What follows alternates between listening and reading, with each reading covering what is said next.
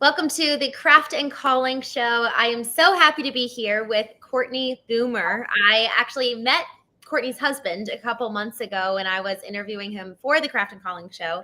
And afterwards, we hopped off and we just started chatting a little bit more in depth on his business and his exit. And he mentioned what Courtney is doing on the systems and processes side and how it's really transforming trades businesses. And so that's why we're here, y'all.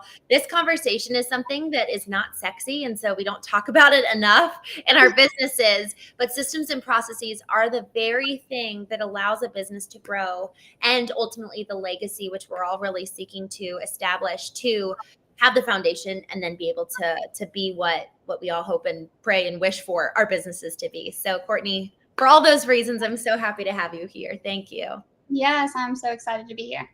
Yeah, tell me a little bit more about how you got here. I know obviously your husband had his business, trades business. He successfully exited it, but then also, from my understanding, as you were getting involved, you identified a lot of gaps for not only his business but for other companies as well. Yeah, so I'm gonna take you like way back for a minute. Love it. So long story short, I graduated college and got straight into corporate like most of us do. And I realized I don't like people telling me what to do. And so not much surprise there. I should have seen it coming, but I was like, I just don't want to sit behind a desk all day at someone's beck and call, building someone else's dream.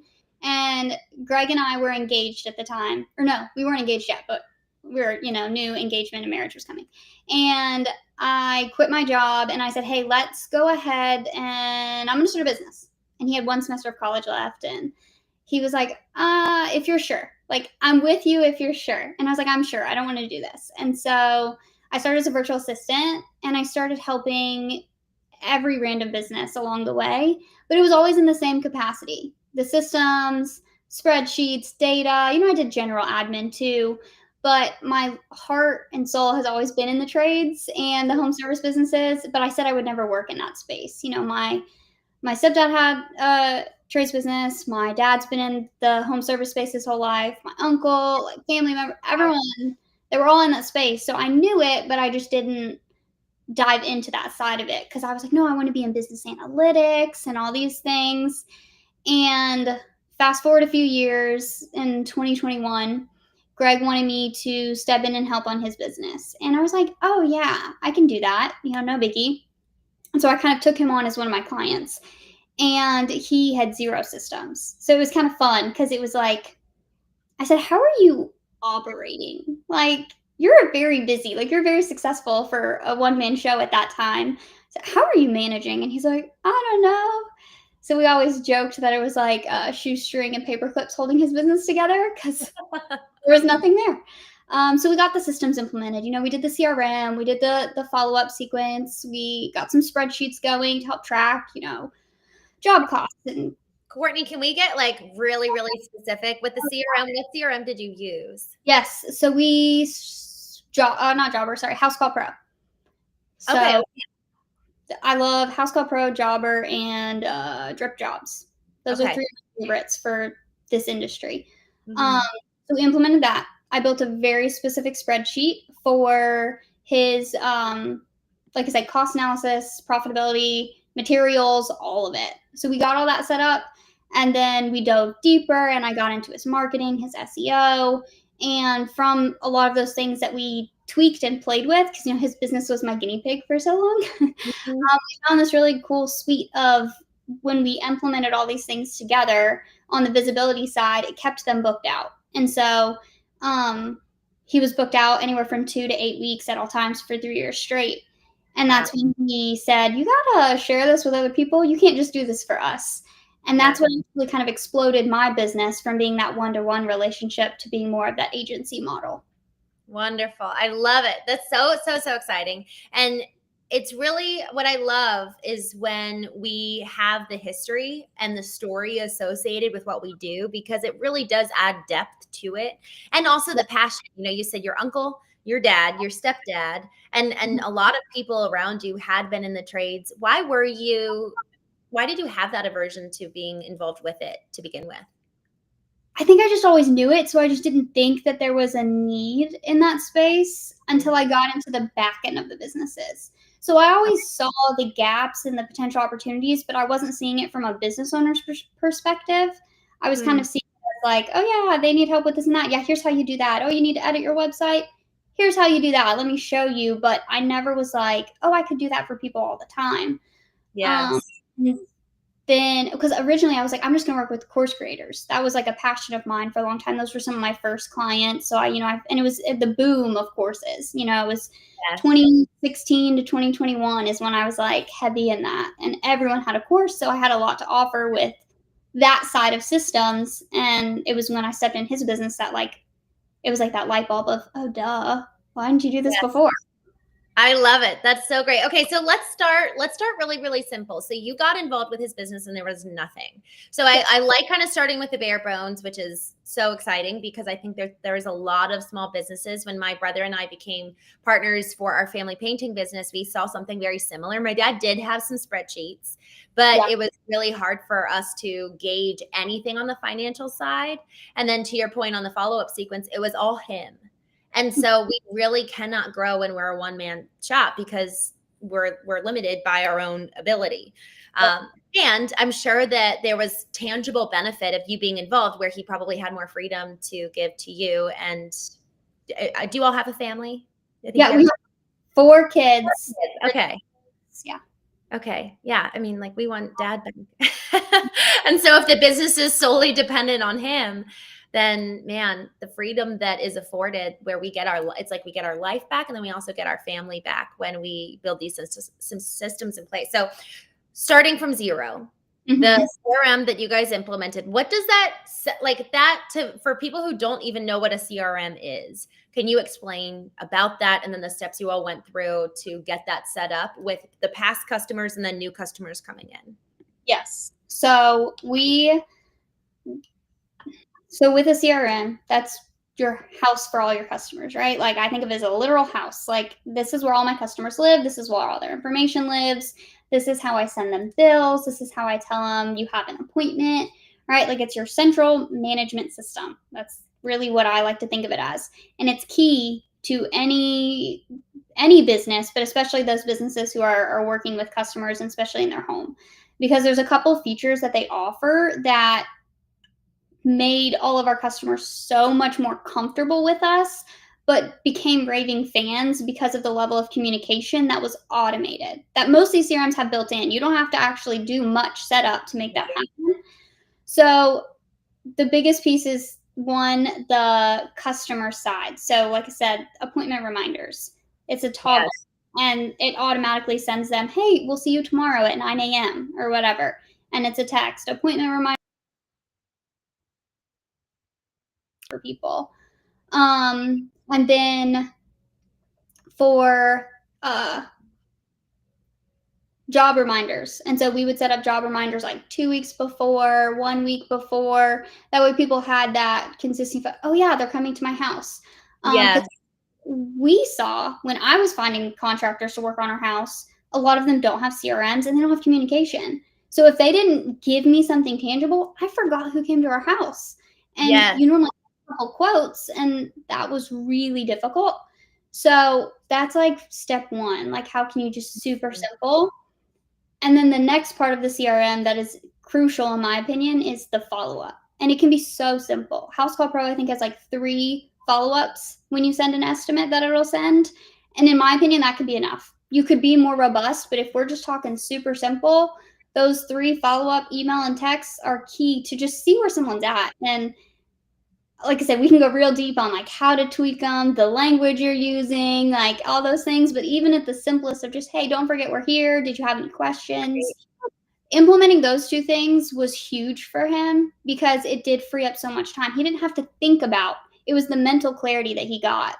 He didn't have to think about the appointments. He didn't have to think about the reminders. He didn't have to make sure their sprinklers were turned off and their garage was empty and just all those things that are pre-built in. That was so helpful for them. I love that. I love when you said it's just a simple toggle. So it's literally like press a button and you have the ability to send this automated reminder. And you can send it as many times as you want before and after the appointment too.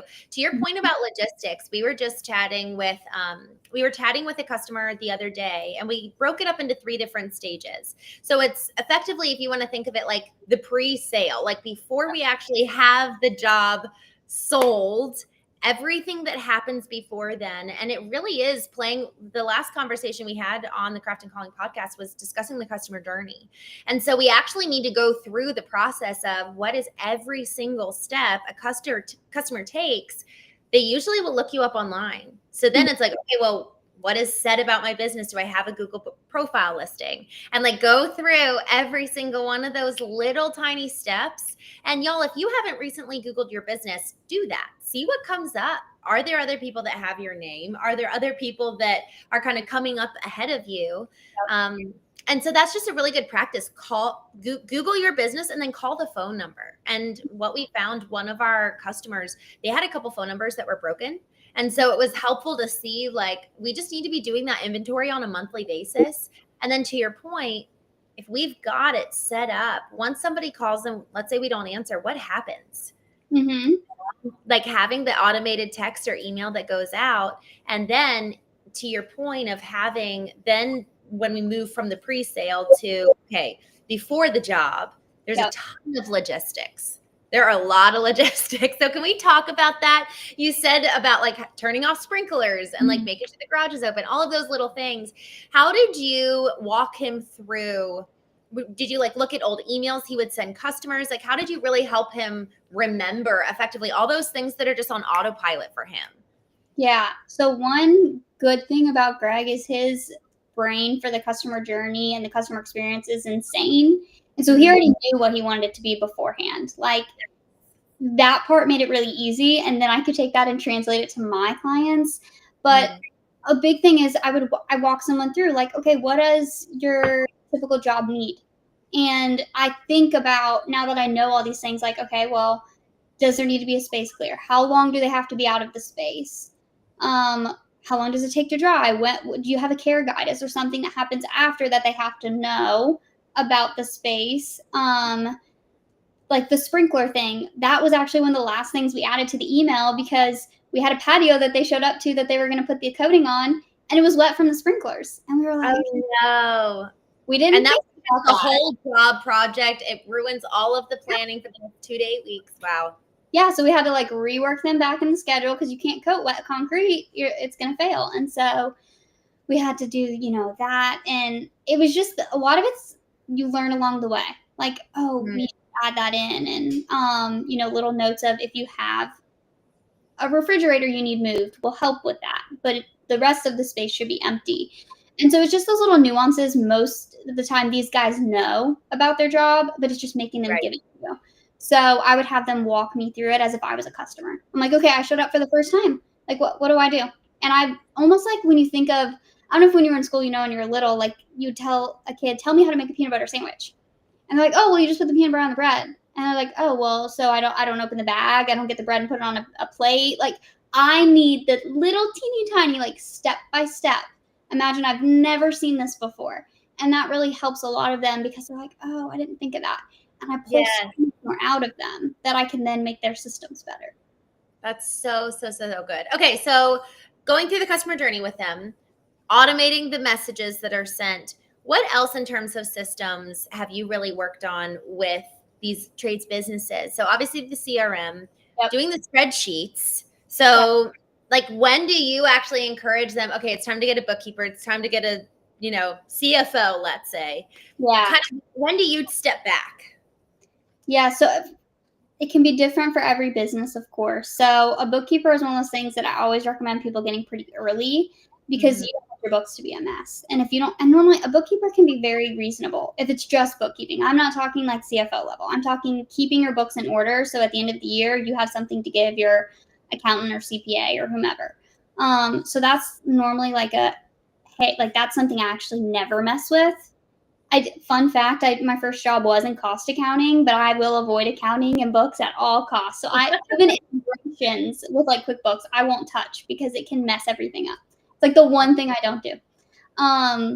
But from all the other standpoints, like once you have the CRM and you have those pieces in place, Right. Don't have a virtual assistant or a CSR or an office person.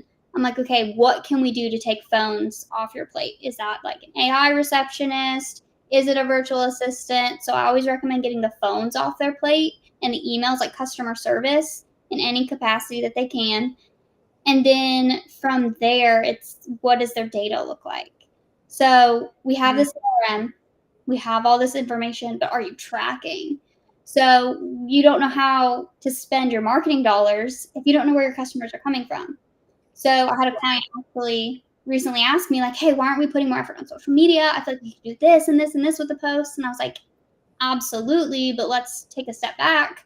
Where does most of your traffic come from? From Google, 20% from referral. So you have about 10% of your clients that are maybe coming from social media. Do you want me to spend my time and your money on social media? And they're like, oh, you're right.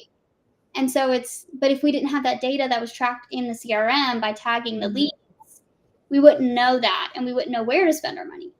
Yes. That's so good. And, it is so tricky I feel like that's the step one, and if we don't have that set up, man, y'all, we're really what do they say? Throwing spaghetti against the wall and just seeing what sticks. You know what I mean? And there is something, I will say, just to add to this, there is something important about the data that maybe they actually saw you on social and then they come and complete the form on Google. But a lot of times, and it depends on what your trade is, but if your trade is something more like, oh, my HVAC just broke. You know what I mean? Like, let's go call somebody to get help. There's the big ticket items, there's commodity items, there's elements where it's like, okay, well, I've been thinking about doing my back patio for a while and getting recoating it. That's probably something that you could maybe nurture on versus more immediate. Like, this is really, I'm in desperate need for AC and it's 95 degrees outside. I'm going to call the first person I can get that's available. 100%. So to that point, I wanted to ask you where it's like you're booked out 2 to 8 weeks, which is so exciting. How do you guys allow for basically like strategically allowing space in the schedule for immediate kind of emergency situations, or are they not your ideal customer and you guys actually really love having your schedules booked out? Yeah, so obviously for every business, there's a little bit of difference. I always recommend for clients to have like a schedule. So when we were in coatings, before we sold, we had Monday, Wednesday, Friday was for jobs. Tuesdays was kind of like a empty day where if we needed to reschedule or we needed to throw a job in, we could, or if we had a weather delay, all those types of things, because you never know when Mother Nature's going to sweep in and rain for 2 months straight. And then Thursdays was kind of like our estimates, and we did that for Tuesdays as well. But with it being a smaller size business, there's only a couple people. We had to make room for that. So I always tell my guys that I'm working with, like, think about your ideal schedule. You also don't want to work your guys to death. If they're outside and it's 100 degrees every day, what are you doing? Are they starting early, ending early, when they have time for appointments, like that type of thing? So of course it varies per business, but I always recommend building that into your schedule. So when those emergencies come up, you need to squeeze someone in last minute, you have room, but you're also booking out. You don't want to squeeze everything in and work 5 days a week and then say, oh, I don't have room to make those modifications and changes. And it's a delicate balance. It really is. And I love the delineation between, like, if you're working with a small team where they are doing the estimates and the operations side, they're kind of doing all of it. I love the thoughtfulness of not burning out the guys, because it is, man, once you've got the good people, the retention is so hard in trades. And so how do you encourage your clients who have those smaller teams to structure and even include kind of almost like those bonus elements or processes for the team to really maintain? Because when Craig was on, he was talking a lot about the rave reviews and really thrilling your customers. How do you all do that in-house and internally? I think a lot of that comes down to setting the culture. And that's something that I can talk about and I can encourage, but obviously I can't enforce, or I can't kind of like make happen. And so you have to make sure that the person gets it, right? So, and most business owners and CEOs and stuff, they understand that culture is key.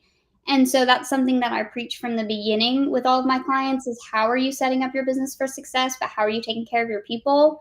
And I really have to credit Greg for all of that because I am a very like not blinders type of person, but for a long time I was very like, oh, we just do the work and it's fine and we do this. But then when you sit back and look at the business as a whole, you're like, no, like these people are your business representation. And so how can you treat them so well that they want to go out and be a light in your business? And a lot of that means you're not always hiring from a place of the skill. You might be hiring from a people person.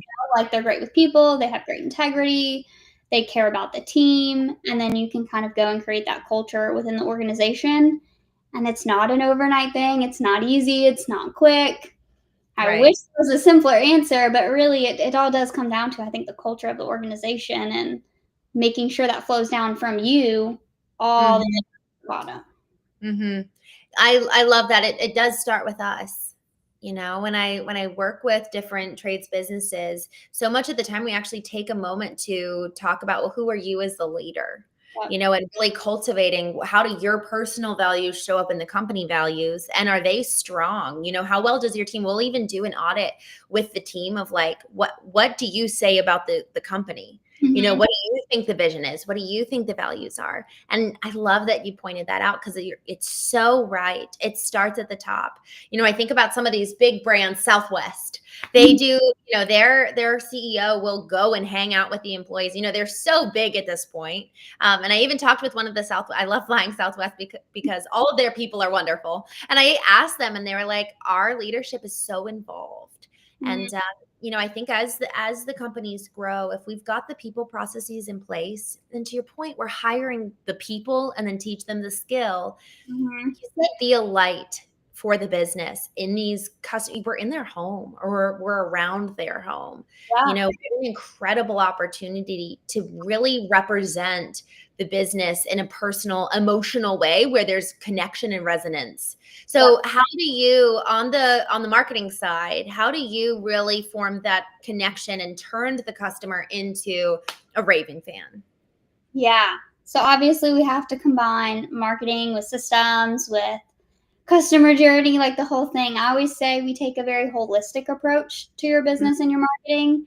We don't just focus on lead gen. And that's like the first line I say to every business who wants to work with me is we are not lead gen. We are not just lead gen. Will we bring in leads? Of course, but we focus on the whole thing. And so we're touching your SEO, we're touching your social media, we're editing your website, we're messing with your Google My Business, we're fixing your CRM if it breaks. We're making sure all these pieces talk together so you have that full customer journey from initial estimate, pre-sale, all the way down to review request. And that is huge. But also, I like to tell the story. So if I can pull information from the owner and be like, hey, why did you start this? What are some fun facts about you? What are you passionate about? Give me the behind the scenes of your business. People want to know you as a company. They don't care that you're coming to fix their electricity. Of course they do, but they're going to be way more pulled to you if they can relate to you as a person. And that's one thing that every time I was selling, coatings and doing those things, I spent very little time focusing on, oh, this is the material, this is what we do. And I was a lot of over the phone. So it was shorter conversations for sure. But if I could just they talk about something random. Oh, that's your grandkid. That's awesome. How old are they? Making those connections. Yes. And you got to pull it all together. And it's both easy and hard. Because if you're just, if you believe in your product and your business and your company, then the product itself is going to sell itself at the end of the day. But if you make a connection with someone, that's going to sell it even further. And that's what makes them raving fans, in my opinion, is because you're really pouring into the people rather than the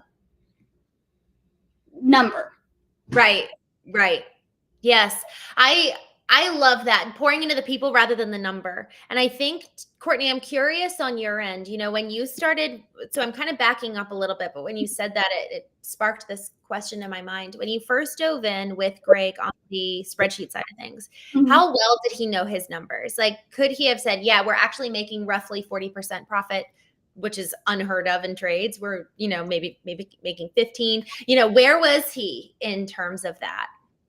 I think he had a decent idea because he was seeing what came in and saw what went out because he was doing all of it, but he Yeah. didn't actually know all of it, right? So he had that grasp because it was just him, you know.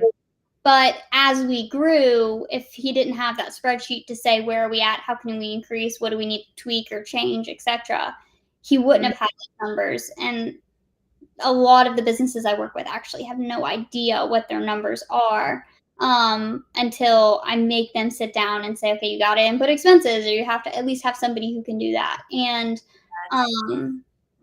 yeah, so he had a good inkling, but it wasn't like rock solid. Yes. And to your point, you can't really grow if, like, even though it's in your head, translating it to paper. Yeah. I love it. Okay. So 3 things as we kind of wrap up here. What are 3 things that you encourage every business to just do, specifically small businesses? If you've got a team of 10 or less, maybe 5 or less, what are 3 things that businesses can do today that frankly are manageable, given that they probably don't have much time, but what are the 3 most urgent things that they need to do? Yeah. So I'm going to try to do 3 different sections. So if I'm thinking systems, the number one thing you need to do is have an autoresponder when someone fills out your form. And so they send in a form, you want an email to go out. That's like, thank you so much for reaching out. And if you can do it, have it be like, what are some days and times that work for you for us to come out for an estimate? So it's generic enough that they think you took the time to email it right then and there, but it's automated so you can be in the field and that initial contact point happens quick. Because as we all know, if you don't get back with a lead, like within 5 minutes, like they're going to move on. But if you send that email, they're awaiting your response. Even if it's an hour or 2 later, that was super helpful with our conversion rates. So I implement that in every business I work with. And then from like a visibility side, focus on Google reviews. It's super easy to just ask for a Google review, even if you don't have an autoresponder to send it for you. Every time you leave, like if we, satisfied your service today, like please, we would love if you would leave us a review because that's going to rank you higher quicker. Google reviews are the number one way to rank quickly. And then I would say another thing is we'll go back to the Google My Business because this is also a really easy thing to do, but it helps with your ranking and your SEO, is to post a picture to your Google My Business profile while you're on the job site because there's metadata in the back end of that photo that's tagging your location, so it's hitting all your service areas. Brilliant advice. Courtney, I love that. I've never heard of that. That's great. That's so great. And so can you just share how somebody would go about doing that? Would they log in? Like a lot of times the Google business profiles are connected with a particular company email. Can you just kind of walk us through? Yeah. So if you can't, you can make anyone a user. Like you don't have to make them an admin, but just a user on your Google My Business. So if you're comfortable with like your text out in the field, like having that, just make them a user on your Google My Business so they can just post. And then there's an app you can have right there on your phone, and you just take a picture through the app and then upload it right there. It takes like less than 1 minute. And what specifically should they be taking a picture of? What do you recommend? Like the job being completed, the job starting? Should they have be in it? The company van, all of that. I mean, I always recommend a job completed photo because that's what customers are going to look for. The befores, it's kind of hard sometimes to do before and after without like making an edited photo so that people know this is before, this is after. And totally fine if it's almost like a selfie of the text behind, because that's fun and playful. If you can capture the work vehicle with the finished product, great. If it doesn't work, no big deal. But the most important one is to keep it simple and just do the finished product. Love it. And then they can probably write a little description. Perfect. How much of a description should they say? We're here in Roland Park, Maryland. Should they actually say that doing coding on a porch for a residential client? So you don't have to. That's the beauty of uploading the photo right there because it's got that metadata. But if you know those keywords that work, like this is what we did, you know what people say, adding in that like one sentence is totally fine. As long as it's like residential porch coating in, blah, blah, blah city. Like that would be super helpful because it's adding in those keywords that people are actively searching that you're just like tightening your profile even more. Love it. And to this point of Google Business Profile, because it is honestly, they see that before your website. We want the website to look good, but your Google Business Profile is a really great place to start and focus. Responding to the reviews. It's really, really, it looks like you're an active company. We'll just say that. And it's an additional touch point because you never know how many of our current customers can become our greatest referrals. So I love it. Courtney, thank you so, so much for your time today. It was wonderful chatting with you. How can people get to know you if they want to dig a little bit deeper? Yeah, one of the best places to find me is on Facebook. I'm super active there. And it's just Courtney. I'm also on Instagram, same thing. Great. All right. Thank you, ma'am. So appreciate